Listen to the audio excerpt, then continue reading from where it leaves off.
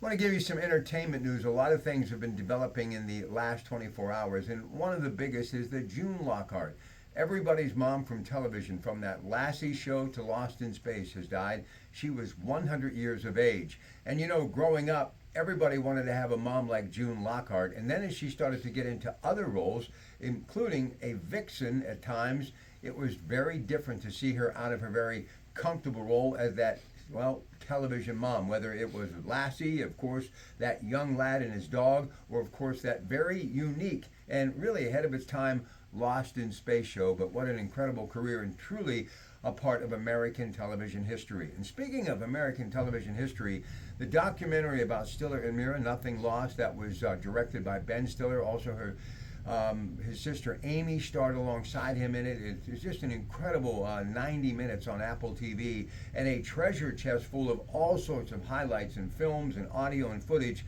that his father Jerry Stiller saved throughout the years. Stiller and Mira, I believe, one of the greatest comedic teams that the world has ever known, but what they did in their own right is pretty important too. But I think the thing that you'll take away from this, if you're a baby boomer, Ben Stiller and Amy pretty much live the life that we all live.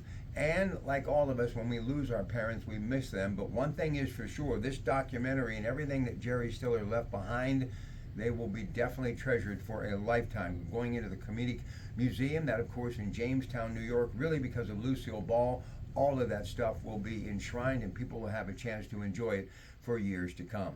The new Bruce Springsteen movie is out, starring Jeremy Allen White. You may remember him, of course, from Shameless and, of course, The Bear, getting rave reviews because of not just his acting, but his singing talent. Bruce Springsteen, truly one of the most iconic performers that the world has ever seen. And speaking of movies, Die My Love, starring Robert Pattinson, who I believe, because of this movie, is finally going to see why he is such a talented actor who can do more than just Batman and comedic roles and love stories. But this guy is a serious actor. Watched the trailer this morning, and this is a thriller. But the real reason you want to see it, she is the biggest star right now, I believe, in Hollywood. And recently at the Rome Film Festival, just watching and listening, I think she's ready to take that next step on the red carpet to truly become one of the greatest actresses of her generation or any generation. This is a real thriller produced by Martin Scorsese, starring Jennifer Lawrence.